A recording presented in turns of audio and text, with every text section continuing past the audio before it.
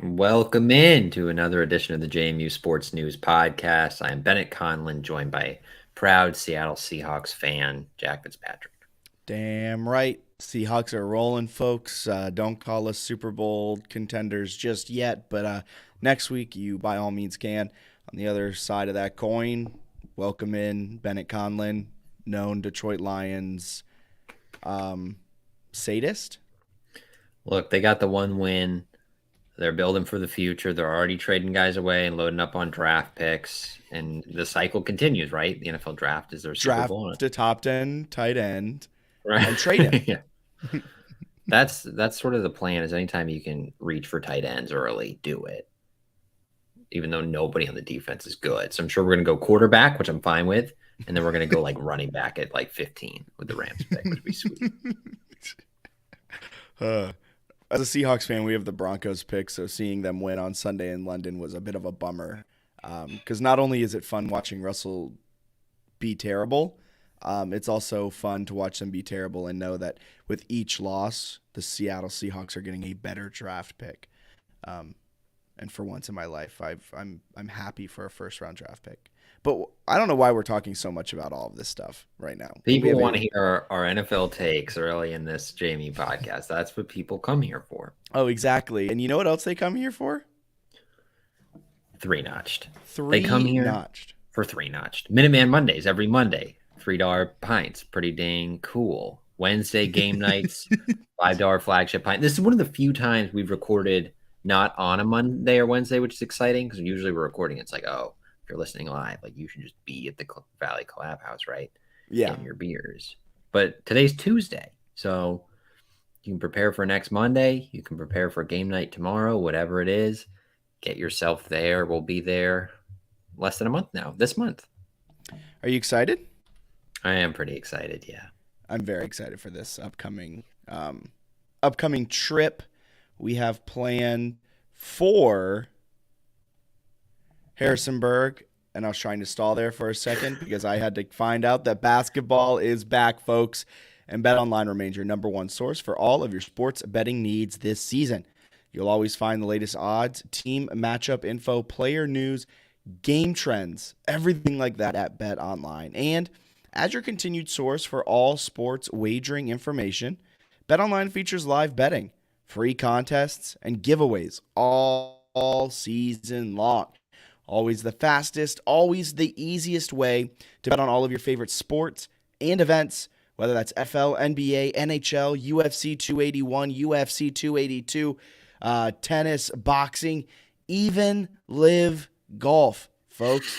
Head to betonline.ag. That's betonline.ag to join and receive your 50% welcome bonus with your first deposit. Make sure to use promo code BELIEVE. That's promo code BLEAV. It's scrolling across the bottom if you're watching the live stream to receive your rewards. Bet online, folks, where the game starts. Heck yeah. Yeah. With all that housekeeping stuff out of the way, I guess we jump back into our NFL takes now. I think that's exactly right. That's what people are here for. That and potentially some injury takes, right? We can pretend that we're well sourced here and just label who's playing in the JMU Louisville game. I mean, I think we're just as well sourced as the media members on the JMU, and that's not attacking them. That's Curt Cignetti not giving them any information whatsoever. Like Curt Cignetti today on record says that wow, I just stuttered so badly on that one. Curt Cignetti today on record said, "Why would I tell you who is injured? How does that help the team?" He also closed practice for the portion of practice that is typically open to the media. So he's playing it his cards real close to the chest. I'm taking that as a sign of Todd Centeio is playing, but do you want to break it down as a former beat writer? I'm interested. Why do you think that's him playing? Because I convinced myself both ways earlier today of like, oh, this means this, but I don't know. So why do you think that means Todd's playing? I think it's because if Billy was playing, like you're already. Now you have me trying to defend it. I was just putting it up in my head, but to me, it's kind of like if Billy was playing, you wouldn't be so tight, like tight with everything. Because with Todd's playing, you're a much better team. So you're trying to even get that even more competitive advantage. And I know exact what everything I'm saying could be used for the exact opposite in defensive wide. But I think because he was injured, he didn't play. So if you assume the status quo, you wouldn't like be closing all of these things off. You would like Louisville assumes the status quo until anything comes out otherwise, right? Because like Curt Cignetti played it really close to the chest last week after the game. He was kind of just like, we'll see what happens. It's week to week. Didn't give any like certainty one way or another. And so Louisville's on the other side thinking, okay, well then it's Billy Atkins until otherwise. And now I think there's the otherwise that's in play. And Curt Cignetti doesn't want anything to come out. So he's just going to act like it's week 1 of the season. And like Louisville now has to prepare for both quarterbacks, which could be the exact same reasoning for why you are hiding Billy Atkins as the starter. Yeah. But Todd also warmed up last game. He warmed up before Marshall, tried to give it a go. Yeah, right. And if I'm a body language expert, which I am not, it seemed like he thought he could go. I kind of feel like he'll play, right? If he really was like game time decision, and then he gets a bye week, plus, right, obviously the prep week, it's, you would think that he could probably get his body ready to go. I also think if he's out for any extended period of time, they would have said it. And I know college injuries is different from NFL, and they're not as like the NFL, you're required to report your injuries. Like, if not, you get docked draft picks, which has happened to teams in the past for like flubbing their injury report. College is not the same. So JMU and Curt Cignetti, they're not bound by any rules to disclose what Todd Centeio is going through. But at the same time, if he was out for the season or out for an extended period of time, which if he misses this week, I'd consider an extended period of time. It'd be 3 weeks. Yeah. I think we would have known. I think it would have been said, after the Marshall game that, Todd's banged up pretty bad. He's going to miss some time. I kind of feel like he'll play, but it's also I don't think it actually gives them a competitive advantage. Like, I know, like, the logic I think that Cignetti's going with, right, is they prepare for 2 quarterbacks. And, like, not to be mean, but I don't think there's anything Billy Atkins does that Todd Centeio doesn't do. So I don't think there's, like, a separate prep. You know what I mean? It's like, oh, hey, he's in. He's less mobile. Like that's not – I don't think that would necessarily change a lot game plan-wise. Like, he was, like, 13 of 35 for, 4 interceptions and took 7 sacks against Marshall. I don't mean to be mean. He's just like barely played college football as a starting level. So I don't think there's like the Louisville defensive coaches who just bodied Sam Hartman or like shaking in their boots about a backup at the G5 level. I don't think there's a competitive advantage there. So I don't fully understand why he's doing it. I could see both ways, right? Where it's like maybe you want to lull him to sleep where they're like, oh, like, we played Clemson next week. We just played a top 10 Wake Forest team. Now we've got this G5 team that might not even have their starting quarterback. Like, all right, let's coast this week. And there's a little emotional letdown, so maybe you try to play into that. Or on the flip side, Centeio can't go, and you want them to prepare like 90% for Centeio so that you can maybe throw some wrinkles in with Atkins and have a puncher's chance of keeping it competitive. I don't know. I just think that he's probably fair that there's no actual benefit to JMU for saying it, so he's just not going to say it. Yeah, probably. Moving on, you brought something up, and I'm seeing it through the JMU fan base, and I'm seeing it through kind of the college football landscape too now, is that it's almost like a foregone conclusion that Louisville's just going to dominate JMU. And I think JMU still has very much a chance to win this game. I think these last 2 weeks have flipped the script entirely on how we're coming into this game. 2 weeks ago, I was saying on the podcast, I don't see JMU being an underdog in any remaining games on the schedule, and that was even looking at Louisville. That was at the point where Louisville had lost to Boston College at Boston College. They weren't looking necessarily strong, lost to Florida State, narrow win against UCF, and a bad loss to Syracuse. Well, it's turned out Syracuse is actually a pretty all right team. Florida State's been up and down this season. Whatever.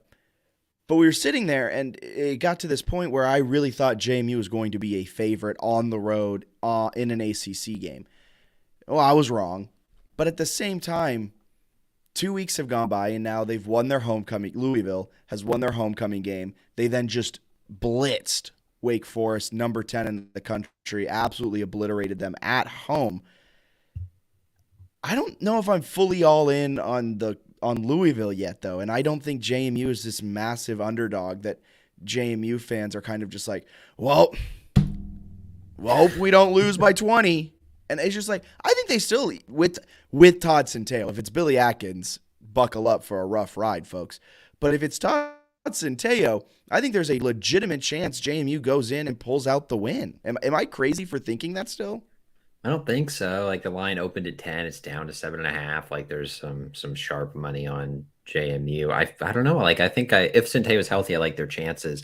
Without him, it's obviously really hard because you've got a really inexperienced quarterback who going up against a Louisville defense that's pretty good. I think that's maybe the area that stands out the most with the Cardinals is everyone's like, oh my God, Malik Cunningham, which is fair because like he's awesome and very fast and they have good running backs.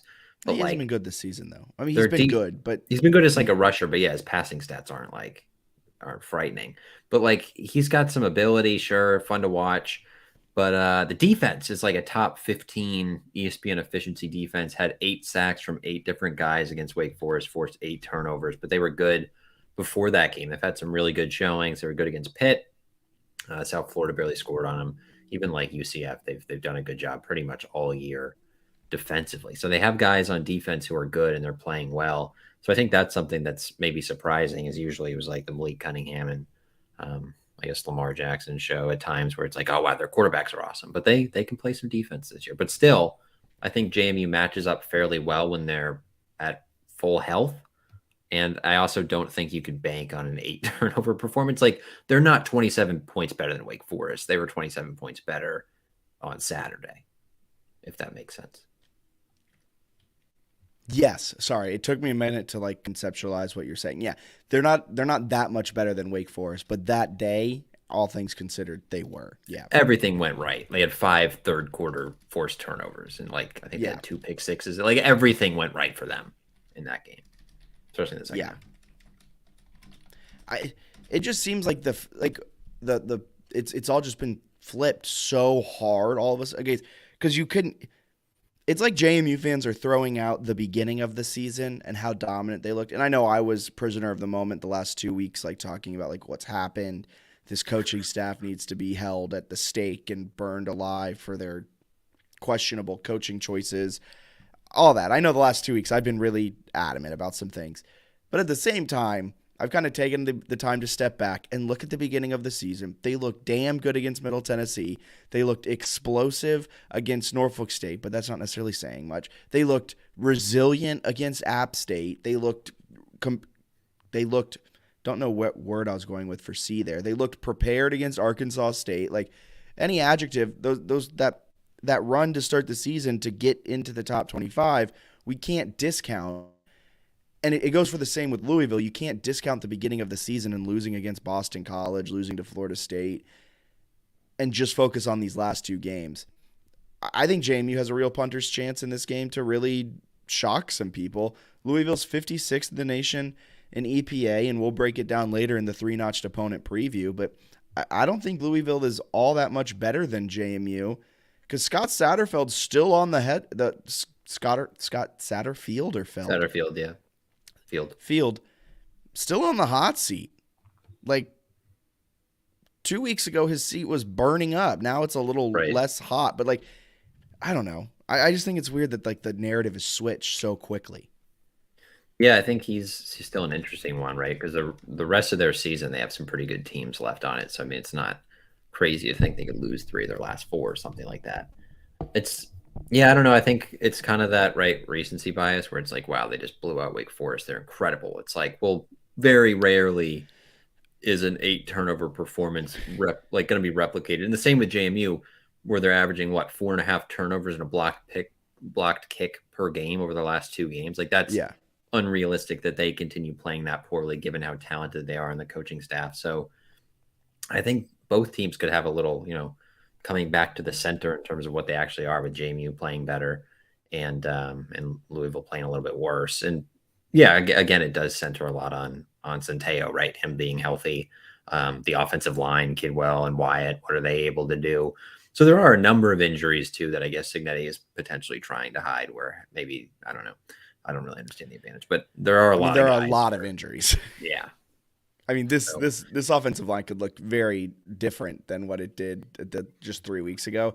And I will say the offensive line might be something we want to be more worried about as a JMU fandom than we are as of right now, because I think it's all being overshadowed by will or will not Todd Centeio play. And I think even if Todd's playing, he might get beat up quite a bit depending on what that offensive line makeup is. that's a big deal, and they lead the ACC in sacks with 33. I don't think Yeah. anyone else has more than 25. So very good defensively with the pass rush. But another area where like offensive line or not, like Centeo is better at eluding Yeah. that sort of stuff than Atkins. Like that's just more of a Well, strength of his game. Centeio knows what a pocket is. He's able to kind of get out of pressure more. It's the same like with Atkins where we talked about like certain scenarios being better for him as he like matures as a quarterback.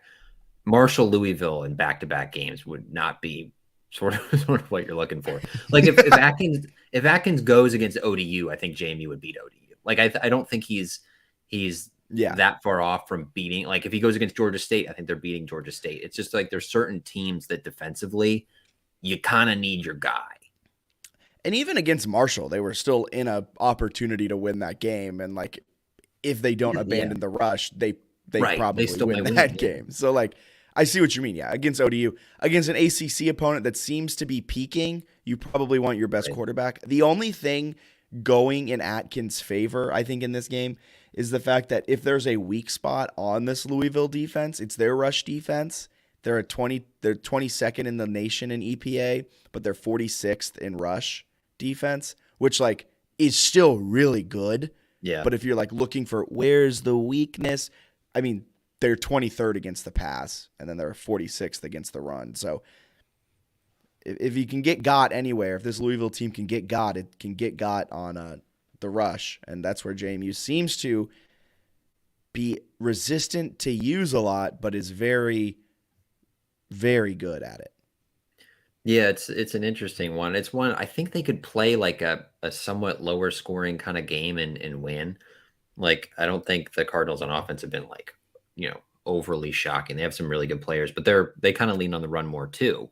So like if JMU's run defense plays really well, and let's say you're going with Atkins and you just do quick passes and run the ball, like maybe you can win or even just lose like 24-17. Like Pitt lost 24-10.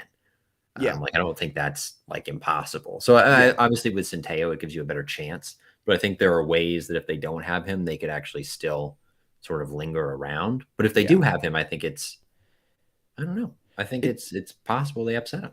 it's an offense too that JMU can very well shut down. Like Georgia Southern, in terms of advanced metrics, is a better offense than Louisville. Like Louisville's offense is not necessarily great. They put up so many points and they blew out Wake, like you said, 8 turnovers, which means 8 short fields, 5 of which coming in the third quarter, 5 short fields. Like you better damn hope your offense is able to score some points off of those, and that's how you win games. They're 85th in the nation in EPA in overall offensive efficiency. They're 68th in rush and 89th in the pass. So they're not going to necessarily slice and dice you through the air, which is perfect for JMU. Means they can load the box, means they can kind of sell out, be more aggressive on their fronts, be more aggressive on their rushes. Maybe send.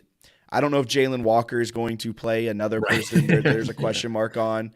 But we wrote in our roundtable, Torres Jones has been, Mhm. I mean, silently, I think, better than Jalen Walker. Jalen Walker's had the highlight plays, but Torres Jones has put together a fantastic season. So you have him back there. I think linebacker play will be big in this game, though, for the Dukes. Yeah, I mean, like one of the things we've talked about is like our concern in years past is like a running quarterback. Yeah, Malik I Cunningham would say is Cunningham. that. Yep, that Yeah, Malik I'd say- Cunningham is when you say running quarterback, it's Lamar Jackson and it's Malik Cunningham. I mean, he leads the team in rushing with 541 net yards, 609 total yards gained this season. Some sacks have taken that off. just to put that into perspective, that is half of what he's done through the air. Like he's half of his yards that he's put up through the air rushing as well. And then he's got 11 rushing touchdowns. Well, it's Yeah. because it's interesting because like as a team, they have 7 passing touchdowns and 7 interceptions. So you're like, oh, okay, they're not that great passing. And then you're like, wait a second, their quarterback is like like an elite running back. He's so shifty, he's so fast. Like he has some highlight plays that are just crazy. And I know we're all like ripping our hair out when they played Trey Lance in that national title game, and he was 3rd and 23, was turning into touchdowns. Like that's where Cunningham scares me. It's like, oh, he scrambles on 3rd and 12, and it's a 60-yard gain. I'll say this: if it's Torres Jones and Jalen Walker, I think we're set for. I think that this is the best linebacking duo they've had, and this is no offense to Demonte Tucker Dorsey, who's now off at Texas and is a key contributor for the Longhorns. But I think combined as a duo, Walker and Jones complement each other really well, and they're both extremely athletic and extremely versatile linebackers. Tucker Dorsey was a great sideline to sideline type of guy, but he wasn't necessarily a guy you could drop in coverage, a guy that you could do the things that Jalen Walker and Torres Jones to me are secondary players that play linebacker. Like and they're beefed up a little bit, probably a step or two slower than the secondary guys, but in a past life they played DB. Now they're playing linebacker, and their play is going to be pivotal to this game. Have to spy Malik Cunningham. Have to not sell out giving him open running lanes, because he's a quarterback that is going to tuck it and run if he sees daylight. He's not even going to go through his progressions. If you overrush something or you don't hit your gaps correctly, if you're not gap sound, he's going to make you pay. Yeah, he's elite, and they've got some safeties. No Sam Kidd, obviously, but they've got some. Well, not obviously, maybe if you're not paying that much attention, but I hate when people do that. Obviously, like everyone's just like a diehard lunatic who pays attention to every injury. No Sam Kidd no Sam Kidd, but they still have like Q Reed and Surratt. I feel like are pretty good. And Chuck Winiecki. Yeah, they can tackle at safety. So they have some guys like athletically that maybe can do some things if they want to spy with whoever. So I think that'll be kind of interesting to watch. The other thing I want to see on the other side of the ball, if it's possible, and we haven't talked about this a lot with the injuries, if Kaelon Black is not on a pitch count, I'm very excited about the offense. Like if it's Centeio, full Kaelon Black, and Percy, like I think that's a pretty good recipe for winning. I mean, with a fully healthy Kaelon Black and a fully healthy Todd Centeio, granted, I know they were playing lesser opponents, but this is one of the best offenses in the country. Yeah. And that's not an exaggeration, which is insane to think. If you had told me we'd be saying that 6 months ago, I would have called you insane. The Marshall one, I feel like has thrown us all off because they didn't really have those two guys. Like if they play, I think they scored 30 plus. Yeah. Like against Marshall's very good defense. I don't know. I just feel very confident in the offense. They've got guys at receiver who are good. The tight ends have been involved for the first time in like 5 years. The running backs are all like, I just feel like if Centeio's there, and you would think Kaelon Black, I think what they were saying before was like a broken finger where they were worried he would aggravate it. But like, I feel like the more weeks you get on that, it should heal pretty good because a finger, I don't know, I feel like those heal reasonably quick. So I have no idea if that's true. Thanks, Dr. Bennett. You don't usually see somebody like with a finger who's gone for like 3 months or something. So I feel like he already got a few touches against Marshall. You add in the bye week, I feel like could get you 10 touches or so. Yeah. And Cignetti has a really solid record coming off of a bye week. Anything else you want to hit before we break down our 3-notch preview, just kind of to recap everything and put it in a nice digestible format? Yeah, go for it. All right. This week's 3-notch preview. I can't talk. This week's 3-notch preview, how the Dukes can win on the road. This is a Louisville team. We touched on it. I mean, defensively, one of the best in the nation. Offensively, pretty solid as well, but not as solid as some of these other teams Jamie's faced. But they have a dual threat quarterback in Malik Cunningham. Has put up, 11 rushing touchdowns, you said? 11. So, with 7 passing. So combined 18 total touchdowns for the signal caller. 7 interceptions, though, so he can get kind of got through the air. They rank 36th in the nation in net points per drive, 0.68 points per drive. They add 2.3 offensive points per drive, and their defense only allows 1.62, which is 19th best in the country. So this is a defense that is going to cause some issues for the Dukes, much like Marshall. What's the key? Put it in 15 words. I'm not going to count, though, on you. What's the key to the Dukes winning on the road? Health, probably, right? Todd Centeio playing, perhaps, and running the ball, stopping the run. It's a typical, simple JMU style, I feel like, in this one. Final score. I'm going to go Louisville 31, JMU 24. Okay. I think JMU, this is a get-right game. I think it's a little bit of the quote-unquote spot. Louisville just took down number 10 Wake. They're looking ahead to next week. I think JMU wins 27-24. Sign me up for that. Love it. All right. So breaking all that down, anything else you want to talk about football before we get into the greatest time of year? Just the other thing that I will say, because I was reading some Louisville stuff. I know there was talk about like, well, what is Louisville doing with injury updates? Cignetti has no need to give injury updates. That's fine. But Satterfield in his presser did give one. So they asked, like somebody asked, is the team pretty healthy besides this one player? And he goes, yeah, the one guy is progressing well. He's going to be out this week, but he's doing great. He goes, everybody's healthy. Nobody missed Sunday's practice. Some guys who are maybe limited here and there. But we're all pretty much good to go. So just to clarify, other teams do, in fact, give injury updates. It's like a really not everyone does, but people are like, yeah, nobody does it in college. Not entirely true. Most teams do. A lot of teams are pretty transparent about it. Yeah, this is weird from what maybe the part where he's like not saying it in a press conference. Maybe that's not weird. I mean, it's odd, but let's not go weird. What's weird is that paired with closing practice to the media. The part where, yeah, it's like nobody can find out what's happening. That's what got me with the conspiracy theories, where I was like, oh, he's doing an Atkins Barnett package and he doesn't want anybody to see. But I don't know. It's like Centeio's in a sling and had shoulder surgery. That's my concern with the closed practice. Man. This is going to be a game, man. It's going to be an interesting game on Saturday. And it's going to be an interesting men's basketball season as the Dukes are preparing for the 2022-2023 season. First time in school history, well, duh, of course it is, that they will be playing in the Sun Belt. But more importantly, for the first time, I haven't fact-checked this, but the first time in program history, they're playing 3 non-D1 opponents in the same season. Not only that, I believe it's 3 D3 schools in Valley Forge, which opens up the season on November 7th. They play Coastal, Georgia, a vaunted power, on November 25th, and Gallaudet on December 10th. Dude, the schedule sucks. The schedule's bad. Not even that. The home schedule is then even worse because, like, at least the road schedule, you have UNC, you have UVA, but at home you have the 336th best team in Division I in Hampton. You have the 259th best team in Division I in men's basketball in Eastern Kentucky, and you have the 339th best team in men's basketball in Division I in LIU. You've got KenPom up, so I can't get you on this question. But I was going to ask you how many top 125 teams they played the whole season, including conference play. If you're a listener, type in really quick because the answer is 2, and they're top 10. It's so funny. You're playing UNC, which is like 9 in KenPom, but like number 1 in national title contender in a lot of people's mind. And then you've got Virginia, which is top 5 in KenPom and top 25 in a lot of like voters' minds. So you have these 2 like marquee road games against ACC teams, and then you just have crap the rest of the season. Like it's super, super boring.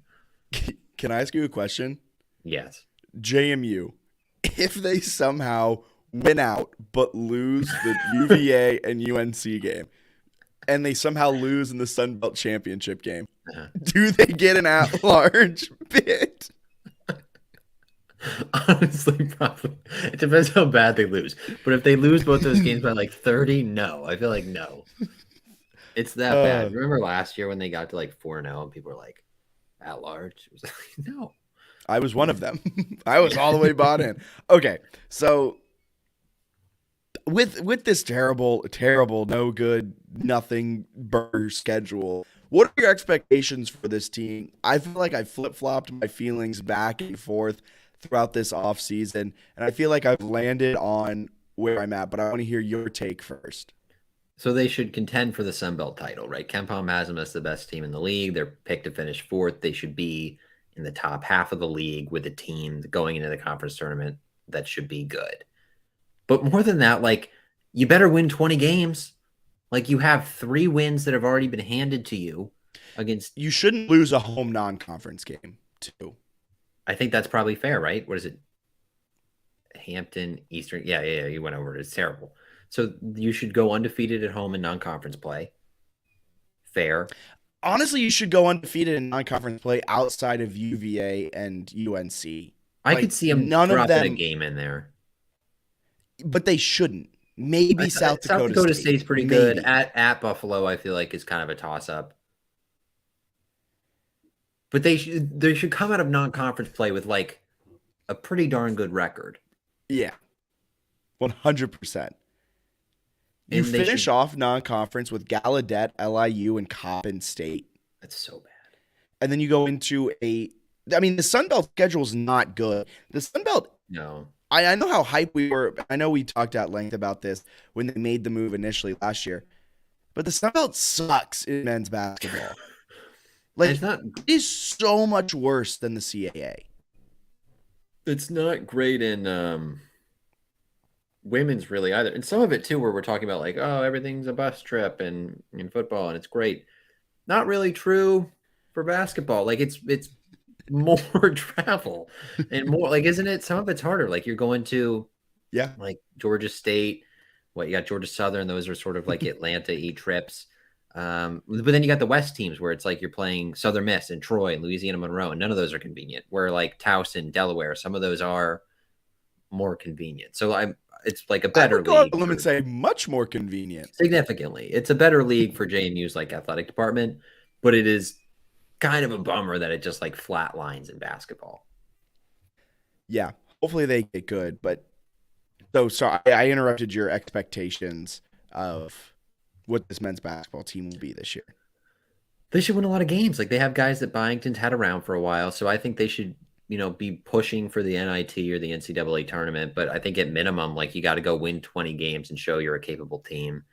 Ken Palm has the Sun Belt is the 15th best conference. It's actually got the CAA at 22nd. So they must suck this year. But I agree with you that like past CAA was basically the same. I guess they've added Hampton, which is really hurt there. And North Carolina A&T. So they've added some, and a bunch of other teams that are also bad. So they've added some teams that made them like worse. Yeah. I guess Stony Brook's playing basketball with them now. Okay. Cool. Yeah, I don't know. Full-time member. So they got that going on. Joe D'Antonio can put on his basketball shorts and hang out with all those squad. He would probably score like 20 on them and like scrimmage some of those teams. He'd probably go off against them. But anyway, the Sun Belt's not great. It's disappointing that it's not that fun, but you got to go win some games, right? Because the schedule absolutely sucks. And we've been hearing in the non-conference, Jack, that Byington was saying he's got 13 guys who think they can start. So every scholarship guy on this team believes they're capable of starting. I would hope they believe they're capable. I would hope so. Like I would hope. Some years I feel like they had some guys who probably didn't. They probably knew, like, I'm not playing. Yeah, but if you're getting recruited to play D1 and you're on full scholarship, I sure hope you think you can start. And, I mean, I don't think a lot of them will start. And that brings me to the point of this team is old, like, in a good way. Yeah. You only lost Chuck, and you brought back Takal, right? Yeah, Takal comes back. So you only lost Chuck, and that's it. Yes, I think. Well, the transfers.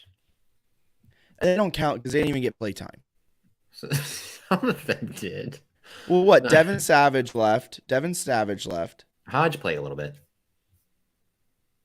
Jalen Hodge transferred? Jalen Hodge transferred, yes.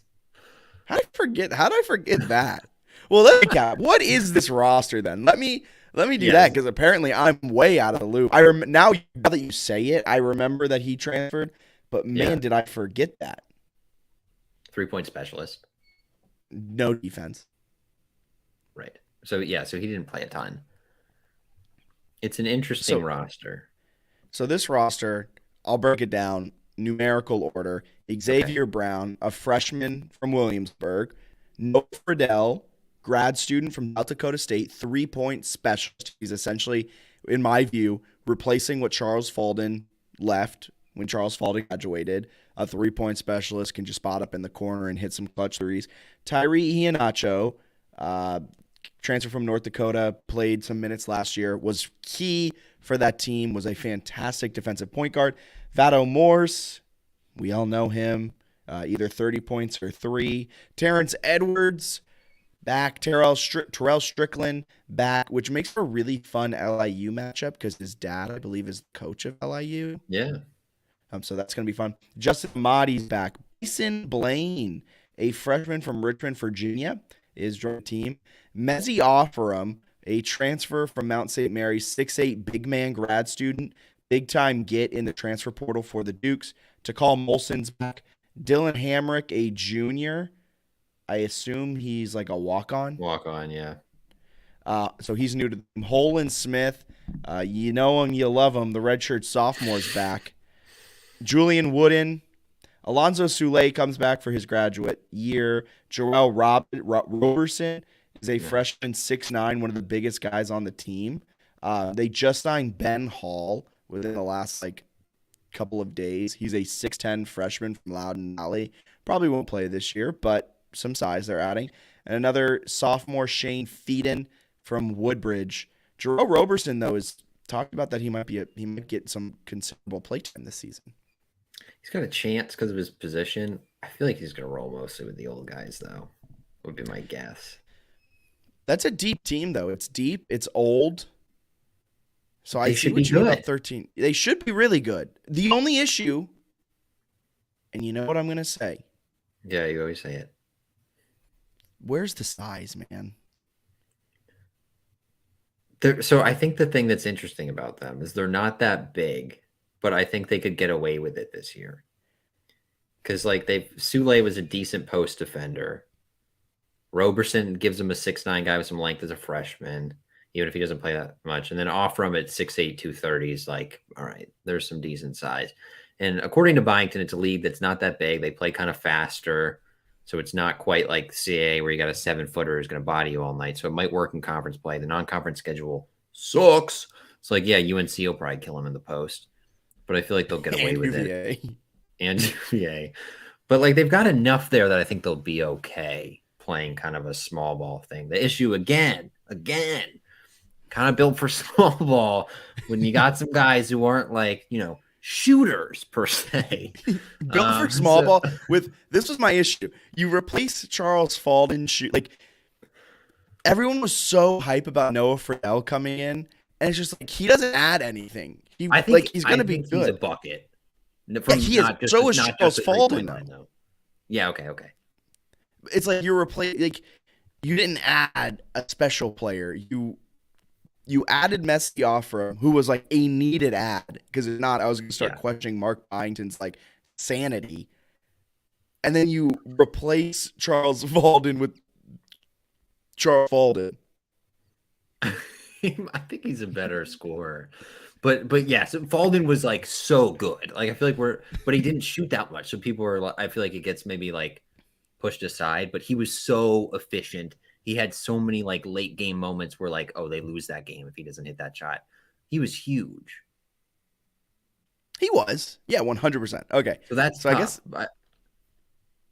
I am excited about the team offensively, though. I don't want to sound like I think they are a small ball team, but when Takal Molson was on the floor and was playing his best, he was a fantastic slasher mid-range type of player. If we think Noah Friedel is going to be as good as we've been promised, that's a fantastic drive and shootout option. Morse is deadly from 3 when he's on. He's also a really good scorer. The question is then who's scores 4 and 5. That's where it gets a little hazy and a little questionable. I'm interested too for Edwards and Iheanacho, because there's been a lot of talk in the offseason about how they're really versatile and what they can do offensively and defensively. I just want to see how they piece it all together and make it make it work. fit. Because there's like a lot of guys where it's like, yeah, I could see how this guy contributes, but it's like, what's the lineup for them? How does that look? Because sometimes depth is like a little overrated. Like it's good to have, right? Especially if you have injuries. But sometimes people are like, oh wow, we're 11 deep. It's like I'd rather have like a great starting five than go 11 deep. So what's your five? Because I would think Morrison, Friedel, we talked about this in the offseason, kind of got to be on the floor a lot. Like you need, Yeah, guys they're who can, they're your best scoring options that can like yeah, fill it up. Takal also is another good scoring option. So you yes, feel like he's going to eat up minutes. gonna play a lot. You would think. Julian Although, Wooden is one of your bigger players. And so like you think him and Sule will probably be playing like the 4-5 a lot. And so just from a pure roster management standpoint, you're so deep at guard that it just kind of becomes like, well, if Iheanacho's in, you need Friedel in. So that doesn't free up a spot for Edwards to come in because are you playing two guards maybe who can't really score? I think Edwards showed a little bit that he could score, but he's not like necessarily in a shooting way. He's like a slasher. He's going to get to the bucket and right? Yeah. So I think that's kind of what the well, he said he worked on his shot, but that's like the same thing where like every offseason, every player works on their shot and you get all those stories and then you get, to game one. And sometimes it's like, oh, Kihei Clark still not a great three-point shooter. So, Sounds like that one comes from personal experience, huh? It does. Like put all this work in. It's like he's a really fun player to have on your team, but I don't think he's a 3-point specialist. So I don't know. It's like how good can you get? Like how does Strickland fit in? How does Amadi fit in? There are just a lot of guys you got to get in there. And the thing that concerns me is 3-point because you talked about Molson. He's had 3 consecutive seasons below 30% 3-point shooting. Who are your like if Morse and Friedel are like your 3-point guys? Otherwise, they're just crashing the lane. But I guess in Jamie's advantage, they want to go faster than any team in the history of basketball. So might get some fast break buckets. That's very true. I mean, they're going to run at a very fast pace. But yeah, I'm worried about the size. I'm worried about the shooting. I don't think it'll rear its head in Sunbelt play, but I think there's a good chance that at the UNC game you and I are attending, we might have to shield our faces in shame because they won't be able to defend anything low block against Armando Bacot. Yeah, it'll be interesting to see what those. Well, and it's also like I don't know. I don't. It's hard to know like what's the goal for Jamie men's basketball. Make Is the it tournament. like it's just win the make Sun it? Belt. Okay, so if For that's your right goal, now, I would say yeah, I think for right now, I think in 3 years it's win an NCAA tournament game. But like you're in year what 3 of Byington. Year 1 was COVID. Year 2 you were barred from anything postseason. So like year 1 and year 2 are weird years. So this is year 1 back in the Sun Belt for him.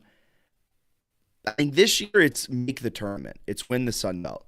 I think next year it's be competitive in the NCAA tournament. I think the following year it's win an NCAA tournament game. And that might be a really aggressive timeline.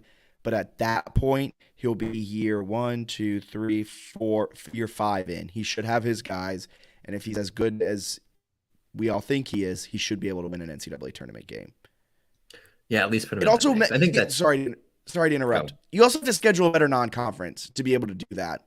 Like, this is such a bad non-conference game that no matter what they do, they are a 16 seed if they win the Sun Belt. They're probably in a play-in game. Yeah, Shane Maitland had an interesting article where he asked like questions about the season as like his season preview, and he was talking about the schedule, and he was saying that it's like an interesting thing moving forward because if they're good enough this year where they get to a point where like they're not a bad loss for teams, it could make it easier to schedule. Like if you think JMU's capable, but they're still considered a bad loss, like right now where they're 127, but you might think they're like a good basketball team, you probably don't want to schedule them. You'd rather schedule like VCUs, whatever they are. Yeah. So yeah, someone you're either going to kill or someone that if you beat them, it's considered like an okay result instead of like nothing. Or they would be so bad that teams would schedule them because they're like, if they go 10-20 in like the Lewis Rowe era, everybody wants to schedule them. So interesting if they like have sort of a middle Sunbelt year, it might still be hard, but at the same time, not that hard, right? You should be able to get like. I also don't care like that much about like I'm not saying we need to go out and schedule like 3 ACC teams and a Right. Big East team. I just don't want 3 D3 teams, man. Yes. Fill all of those spots with Division One teams. Give me Radford. Give me Yes. Yeah. UNCW. And I know CAA schools probably aren't going to want to schedule us, but like, Or we want to schedule them. I don't care. Like, just give. I'm getting worked Anything. up over here. Well, like Not even like 3 D3 schools.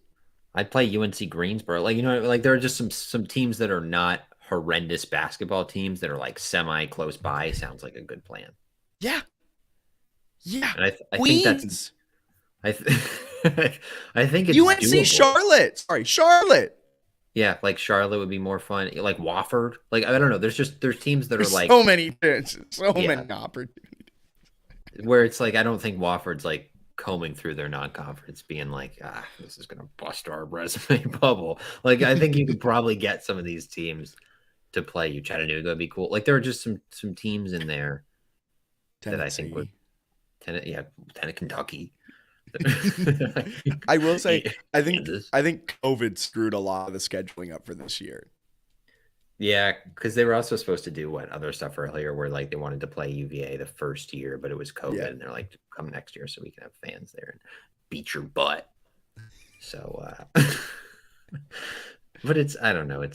I have high expectations, but yeah, I guess the goal really is just win the Sun Belt. I think this roster can do that. But yeah, I think they could have some issues if they get into a tournament game, which if that's the concern with JMU basketball this year, like we're in the tournament, we don't think we're going to advance to the round of 32. I'm okay with that. That sounds nice. Yeah. All right. Preseason awards. Oh, preseason awards. MVP. Oh, that's a good question. MVP, I'm going to go Molson. I like that pick. I don't think that's a good pick in hindsight because he is coming off the injury. They might ease him into the season, but I'm going to go Molson. I think in conference play, he'll be huge. Okay. I'm going to go. This is a tough one. This might be a basic answer. I'm going to go Morse. That's He's going to get his. He's the primary ball handler. Like it was between him and Sule, and I just don't think Sule will get enough looks. I think that's fair. Newcomer of the year. So freshman or transfer. I think it's going to be Friedel, the South Dakota State transfer. Yeah. I think he's going to score a lot. And I think he's someone that, like, because of the 3-point shooting where he's like can hit it like 40%, he's going to be really hard to take off the floor. So I think he'll be the guy. And I don't really see the freshmen getting a lot of run this year because they're so dang deep. I'll say Jarrell Roberson. Really? I hope he gets a little run because he seems interesting. I think if he proves to be above average, he'll get minutes. And then if he can develop as the year goes on, he's larger than I think everyone on this team. Scholarship player wise, yeah. You have the ability to play him more. If he's athletic, he can kind of take that 4-5. He can be I think there's opportunity for Roberson to see the floor a lot. Now, if we're making betting lines, he's by no means the favorite. The favorite is most likely Friedel. How do you pronounce it? I think it's I don't remember. Let me look it up. Let's see if they put it. It's Friedel or Friedel or one of them, If we're going betting lines, Friedel's the favorite. But I think Roberson is a long shot enough to give you kind of dark horse vibes where you'd want to take that ticket type of thing. And last, while you're looking that up, I want you to think of most improved player. Oh, man. That's a good one. Can I get my answer while you look? Yeah, you go first. This might be an interesting choice. And shout out Brian Rees for this. Julian Wooden. Wow. Julian Wooden showed a lot of promise. After his freshman year, he jumped up in the COVID year to 8 points per game, solid 42% shooting, 30% from behind the line, was able to kind of pick and pop, was a taller player, was able to make a solid impact off the bench for the Dukes. Then last year, his minutes increased a bit. His points per game came down. His shooting percentage was all right. It maintained the same. It almost was exactly the same as what he was doing the year before. It just seemed like his game was lacking a little bit. He'd take shots when he could have driven to the hoop. He drove to the hoop when he should have probably taken a shot. I think Wooden will make a step forward this season. I think he'll increase to double-digit scoring. I think Really? he'll be the most improved player. I like that pick.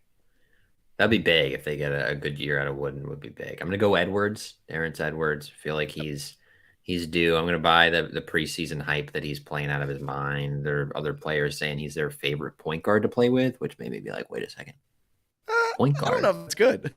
I think that's exciting, man. He's Well, I mean, distributing the ball. no, He's I meant running with a little Morse there. forward.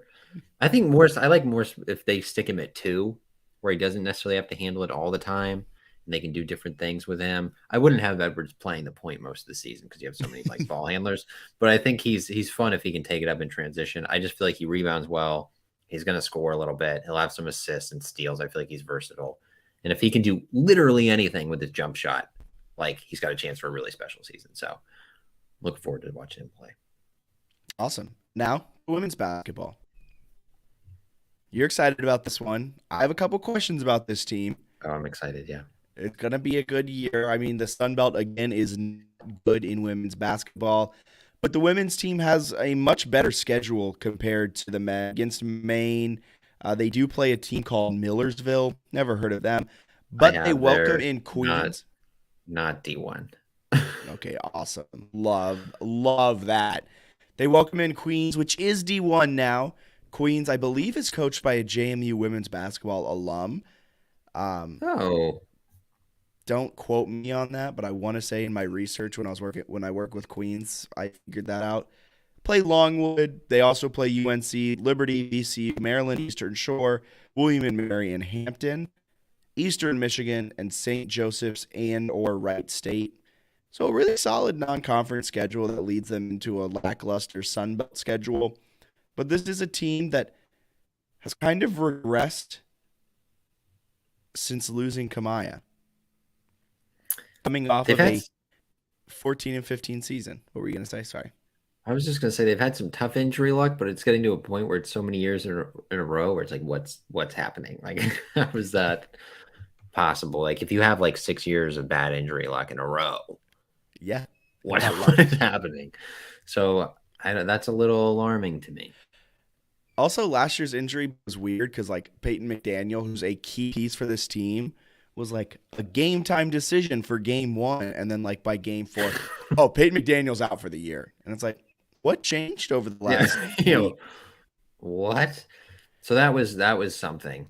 But they're also deep, and I feel like they should be good and better defensively. They have experience. Like this is another one. Both basketball teams. Like you got to go get me 20 wins. Like you should be a good Sun Belt contender. They're picked to finish sixth in the Sun Belt. Feels low. Like Kiki Jefferson is capable of being the best player in the conference. I don't know. Like when you have that and you return Claire Neff and Peyton McDaniel is supposed to be able to play this year. Hazel is pretty good Hold and your has breath. played a good amount. You know what I mean? Like there's a lot of players that they've had, plus some like transfers. Kozlova from Middle Tennessee, who's 6'4", is supposed to give him a physical presence in the post. That seems exciting. You've got the TCU transfer, Caroline Germond, who's supposed to be, it sounds like the starting point guard. They like what she can do and sort of compared to Logan Reynolds a little bit, pass first, but tough. So I don't know. It's like you've got the talent, then you have a Texas transfer. I think she's not eligible till like December or something. I don't remember why. But like they're deep. They have a lot of good players. They have a ton of size. They Yeah, should be good. they're set. They can be good. They're coming off of an abysmal shooting year last year. They Oh yeah. shot the three a lot. Madison Green chucked it up over 150 times, hit it on just a 29% clip. The team shot 28% from deep. They shot 38% from the floor. Was not a good shooting year last season, and I think that might be because their defense was so bad. They had to force things on the offensive side, and they didn't have many options outside of Kiki. Kiki Jefferson last season is coming off of a career high in points, coming off a career high in minutes played, but it's coming off of a career low in field goal percentage and 3-point percentage. I think that was because she was forcing it last year where she felt like she had to be the offense a lot of times. So I think the key to this team having a good year is all those players coming together, but that defense to get back to the defense that JU is known for. I agree. I think defense is going to be huge. The other thing is they had almost 200 more turnovers than assists. Oh my God. Just, like they were turning it over a lot. They weren't They scoring were lots. turning it over so much. So many times. They didn't have any games with single digit turnovers. Like they didn't have a single game where they only turned it over 9 or fewer times. Every game had at least 10. Do you have the stats in front of you? Yes. So don't look. Close your eyes. Okay. How many players had more than 50 turnovers on the season? More than 50? Yeah. Oh, man. 3. 3. How many had more than 40? Is it 5? Yes. Like that can't happen. And it's like it's primary ball handlers too that are Yeah. turning it over.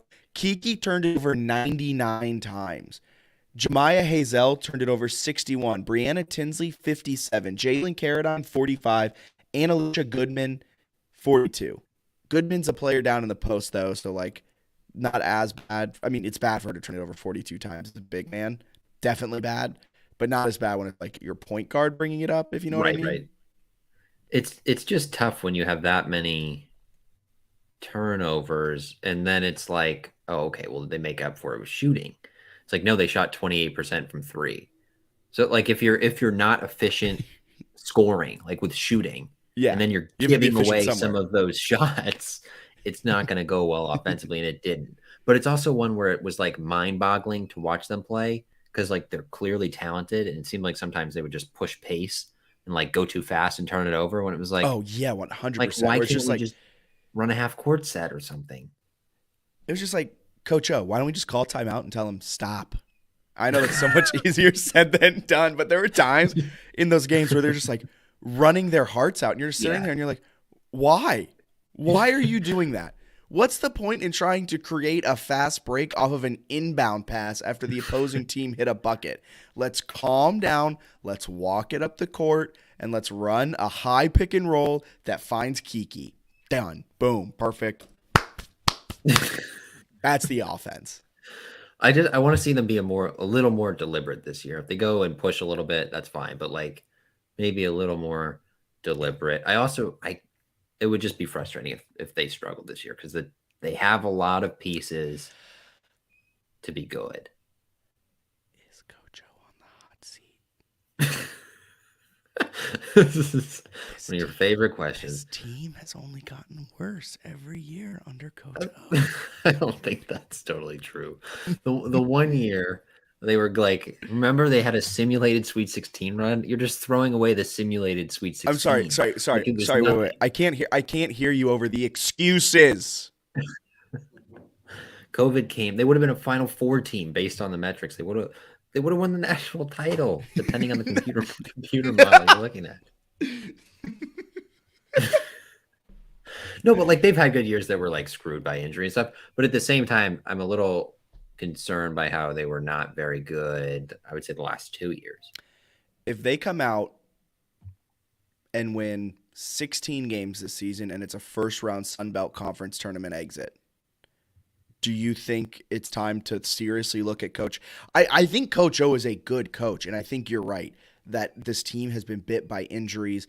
But when you date it back to 2018 and every year your year's getting derailed by one injury, that's questionable. Like, why is the team not set up to withstand something like that? I get if it's it was Kamaya, but I get if it's Kiki and that takes something out. But like, it's your second or third option, and you don't have someone that can step up there. There's just things that I'm questioning. Coach O's a good coach. Offensively, they've been pretty solid. Last year's the outlier. But at the same time, they have never performed to the expectation. Is it time that we start questioning Coach O a little bit more? Because he took over for Kenny Brooks, and he hasn't done anything since Kenny Brooks' guys have left. Yeah, it was like when you were looking at Kenny Brooks' last like 5 or so years in Harrisonburg, it was like WNIT run or NCAA tournament, right? It wasn't just like you just get in there or you miss something. Like it was very consistent. Like you can pencil them in for 24 wins, and Yes. they, depending And on one of like, the best defenses in the country with an explosive offense.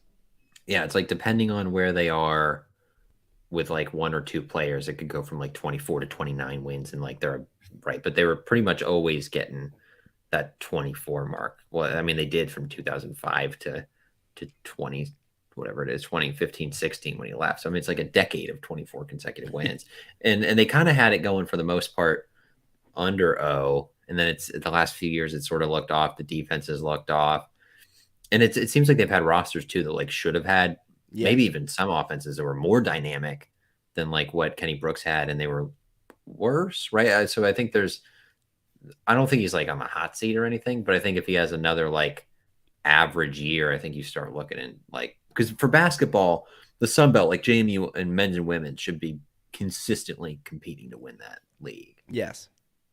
So So if you can't do it, then yeah. But I don't know. The pieces are there, so I'm cautiously optimistic that they could be really special this year, because I do think they should be, because they have a lot of very good players. I mean, if Peyton McDaniel steps back into the role that she was in 2020, 2021, and is that really solid number two behind Kiki, and Alicia Goodman is a solid post player and kind of continues her development, and that pairs with Caradine. I think Caradine actually graduated. Yeah, but you got Neff can score still. Can Neff score? She can score a little bit. I She just think you she don't missed want a her lot of as like the. your number two scorer. She missed time last season, right? She missed like the end of the year. Yep. She did miss the end of the year. So coming back from injury, be interesting to see. I'm interested in this team. I'm kind of keeping a little bit of a closer eye. I think it's a season that they need to perform well in, and I think I think so too. It's also one like they've had success before getting like pretty well respected recruits. Like I don't know, I feel like women's basketball's one like a team that they could get that goes to Sweet 16s. Like I think he could be getting 4-star women's basketball players, like good arena.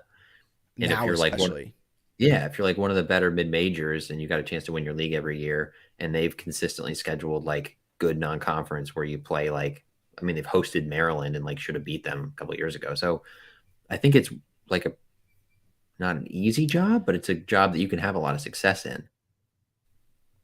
yeah. So let's Thank see you it for bringing up happen. Maryland. I mean, that was an epic meltdown. Can we blame that on the coach? I can't believe they lost that game. Yeah, that was Can you crazy. blame that on the coaching staff? There's been a couple epic meltdowns on this coaching staff's resume.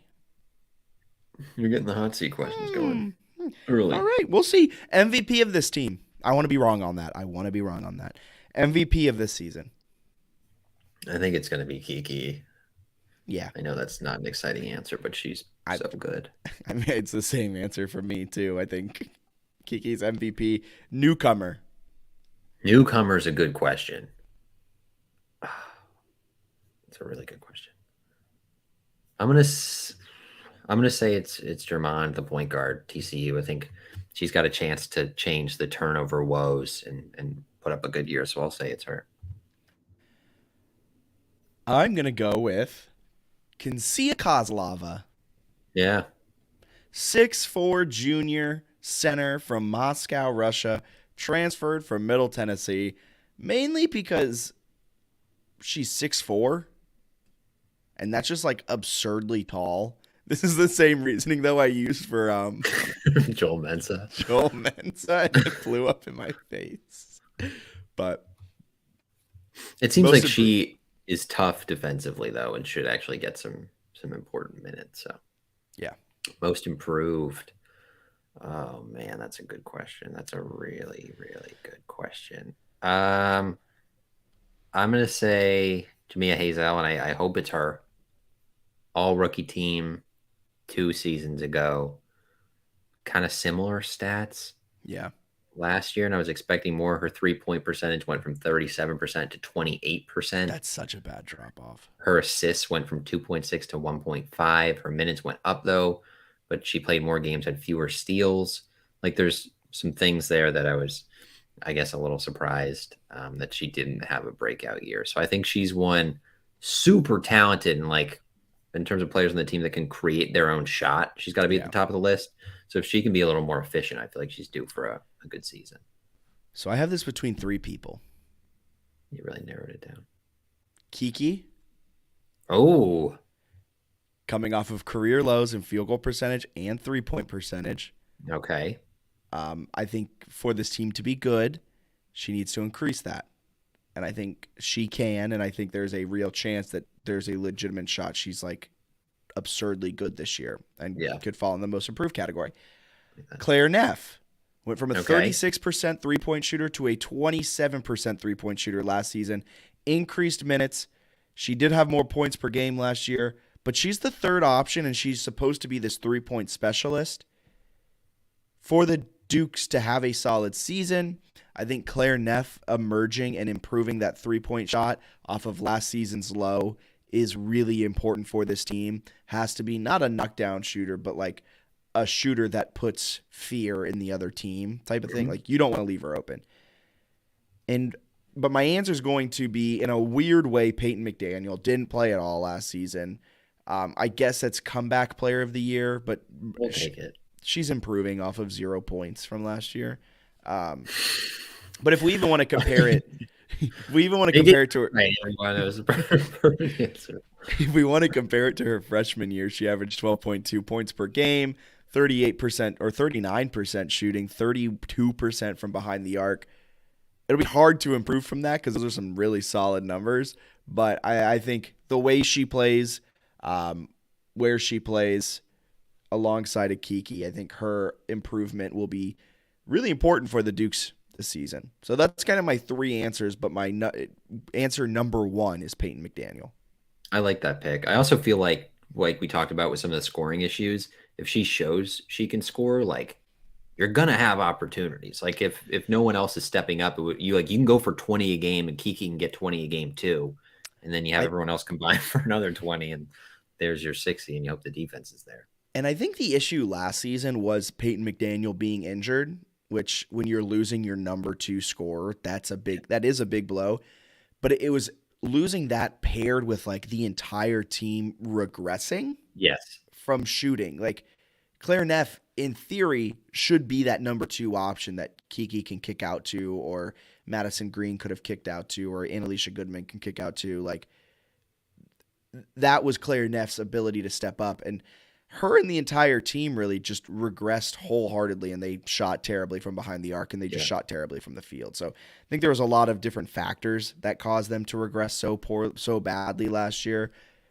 One part of it was Peyton McDaniel being hurt. The second part was just the team not being able to hit the broadside of a barn. Doesn't help. Nope. All right. Anything else you want to add for this podcast? I know volleyball's cruising, folks. Yeah, volleyball. They are 17-4 and 11-1 in conference play. Their RPI, they're 36th nationally RPI, which I was kind of surprised to hear. So they're rolling. They're like borderline at-large contender with that RPI. Yeah. We'd like to see them win the Sun Belt title, though. But that'll be that starts the 16th of November and then goes through the 20th. Women's soccer actually plays Wednesday in their Sun Belt title. Yeah. Men's soccer, I think, is soon as well. They're getting bodied by Marshall right now in the final regular season game, but Marshall's like a top 5 team, so can't blame them too bad there.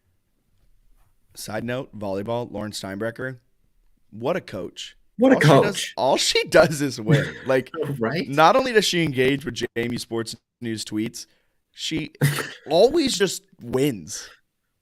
They're so good. They're never not good. They've had in Sun Belt play, they're 11-1. They have the one loss. And outside of that, only one of their 11 wins actually went the full 5 sets. That's amazingly dominant. They've just been unbelievably good. That'd be really cool to see them because like college volleyball is sweet. So to see them in the NCAA tournament would be very, very cool. That's another one like softball, like sneaky good. Like probably doesn't get as much like even local recognition as it should, but it's very, very cool. Yeah, because I mean it's competing up against football and basketball.